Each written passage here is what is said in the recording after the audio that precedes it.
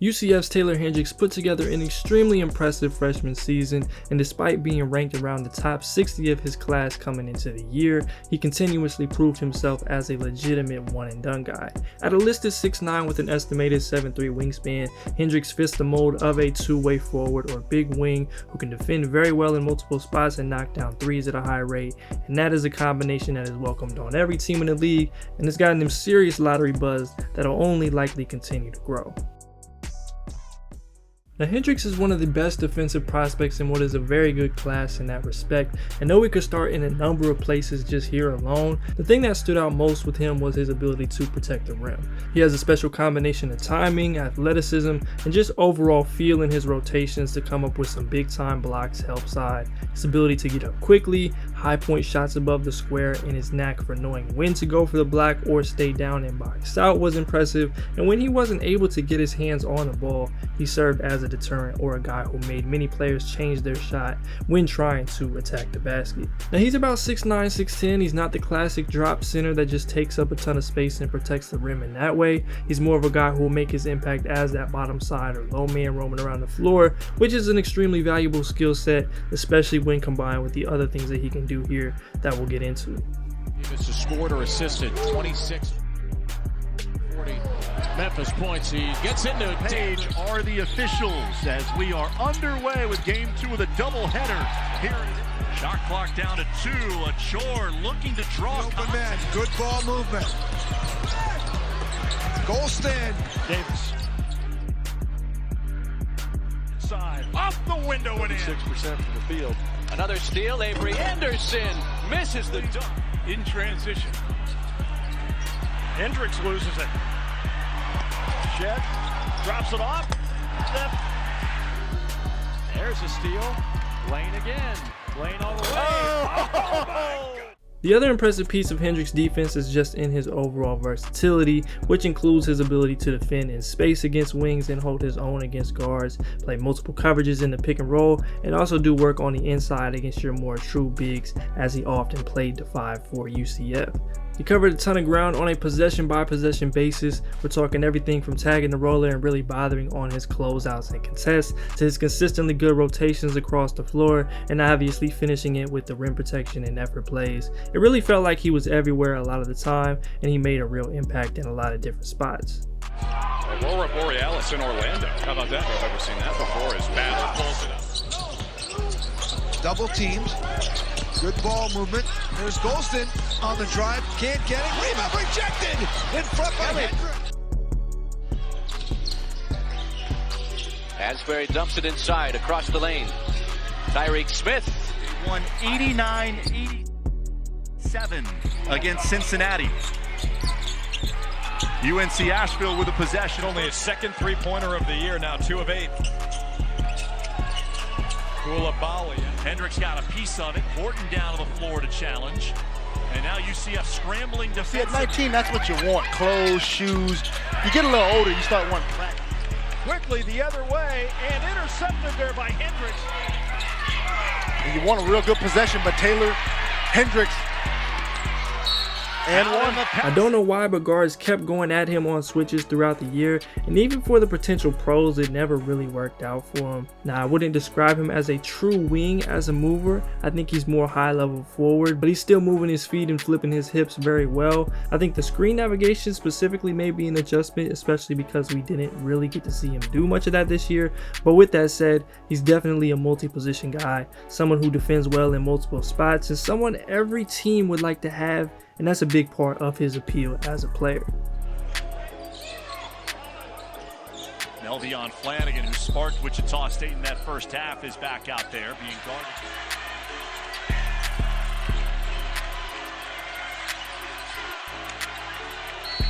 I think he got a foul. Especially because it's not Davis. Yes. Hendricks is all over Lawson. And Randy trying to tell Davis, come get the matched up with players similar height, size, and athleticism, and he's more than holding his own. Good job. 8-point lead for the Knights. But did you see Hendricks guarding the point guard? Has only missed 5. Hendricks takes it By you, sir. St. Altman doing fine work at Oregon, Final Four. Importantly, off the floor, so so well, leading Memphis into the NCAA tournament. It appears they'll get back there for a second. Not many will be able to successfully post up Boosa Cisse this season. Caleb Boone turns around again for Roberts. Roberts against Taylor Hendricks. A very deep team, Memphis. Williams left right short. The fall away won't go, and Hendricks plays small ball 5 as Davis battling and headed to the UCF Hall of Fame one day. Along with McKenna. I was really intrigued by how well he shot the ball this year from 3, and not just in the percentages, which were very good, but in the way that he was getting some of them and just in the speed that he was shooting the ball. Now, I will say he's still a little noisy mechanically, mainly in his footwork and lower body, but up top I do like it, and he's checking boxes in most other aspects. He can still grow in his consistency there, but he hit about 41% of his 132 catch and shoot threes and was in about the same range both unguarded and guarded. So there's definitely reason to have a lot of confidence in this part of his game going forward. This is easily the thing he does best offensively right now and should be a staple of his in the future. Fans wanted to walk, they don't get it.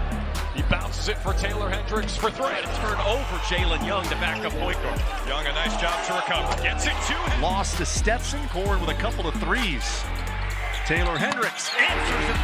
This is good practice for when those moments arise. Hendricks rises up.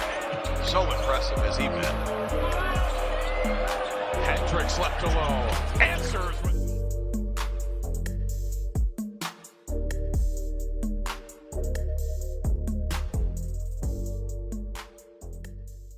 The other thing I like about Hendricks offensively is he has the athleticism to finish plays, potentially serving as a lob threat both as a roll man and in the dunker spot, doing some work as a cutter, and also getting out and running in transition where he was super efficient all year long. He's springy off of 2 feet and gets up pretty quickly. He had some highlight putbacks and overall has the potential to provide some scoring opportunities in this way. Johnson on the move. Oh, alley-oop, and there's Hendricks. Johnson slicing through. Hendricks go inside on point guard Darius Johnson. Johnson drops that contest. Horton had 14 points and 6 rebounds. Good look underneath and the finish. Johnson backdoor cut. Hendricks 4 threes in Evansville's last game against SMU. Hendricks wide open inside, a missed shot and a foul. Cross half court under 5. Brandon Suggs to the hole. No, Hendricks comes in. That will win big this year that doesn't have players like that. Suggs Cross court pass, easy turnover, 3-on-1 and alley-oop, top floor. They were not nearly as good defensively as they are with him out there. Horton. Little bit. Now, getting into the improvement areas, Taylor Hendricks is not much of an offensive creator and struggled with that in a lot of ways. His handle needs some work, and though he didn't have a ton of these opportunities, the ball control, comfortability outside the three-point line and with more than a few dribbles, and transitioning cleanly into his shot could use a lot of work. Now, that's far from something that he needs to do a ton of or high volume of to be effective or what we project him to do, but to maximize his game even just within his role, taking strides here would serve him well. UCF goes around, uses his feet, good body control. Error was with UCF, beg your pardon. They get it to Hendricks, the fabulous freshman who can do it all. That time, though, is Hendricks picked up by the freshman Keon Williams. Pass. Temple hasn't done that with any other player for UCF. Now, he did have a few flashes along the way this year, threw a crossover or 2 in there, but the main stuff I was impressed by was him attacking a closeout, working on face-up situations and driving, and then hitting the occasional pull-up midi or a few threes. Again, he doesn't need a ton of it to be effective, but I know continuing to add to all of this is a big focus of his, and with his movement at that size, there's reason to be invested in some of his growth here. He got it. Hendricks operating at the top of the key, takes it right into...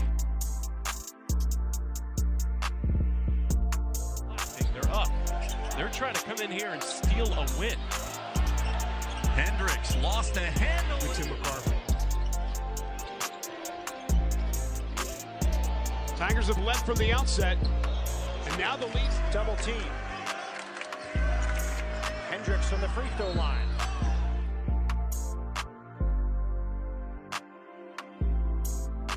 Playing a Temple, Tulane, 17-point lead. Hendricks at the free throw line, decisive. Speaking to that creation again, the playmaking and decision making is something I think he can still improve. Just growing as a passer, making quick decisions, and reading the floor. Again, it's another spot that he didn't have a ton of these opportunities. I'll be interested to see how he's used in the NBA and how much of this he might need if he does do some work as a roller, or if it'll just be mostly moving the ball or making the right read on the perimeter. Overall, he wasn't terrible here, but can continue to improve for sure. Dumps it down to Young.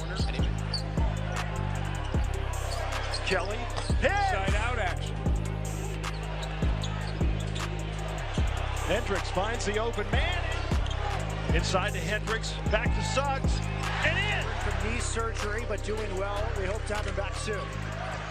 Backdoor cut. And I do like Hendricks as an athlete, and I think that he'll probably be fine here in time, but he did leave a few too many easy opportunities out there around the rim when there was higher traffic inside, or he wasn't able to fully explode and had to rely more on the touch. He simply didn't convert at a very high rate, especially for someone that size. So even more than the creation stuff, this would be something I'd highlight to continue working at because of its importance. But like we showed earlier, he does have all the tools to make things happen. This is just something I noticed when watching, and the numbers definitely backed it up. Rebound, Taylor Hendricks. The ball as well as create off the dribble. There's Hendricks, not close. Lawson, who got the offensive rebound. The only Knight to go for it. couldn't find him now. The lane is wide open. Knocked loose. And instrumental in bringing Tune over here. Hendricks yet to get going yet. Nice move, though. Right now, Memphis is in many of the brackets. Williams got it down. Still a two-possession game.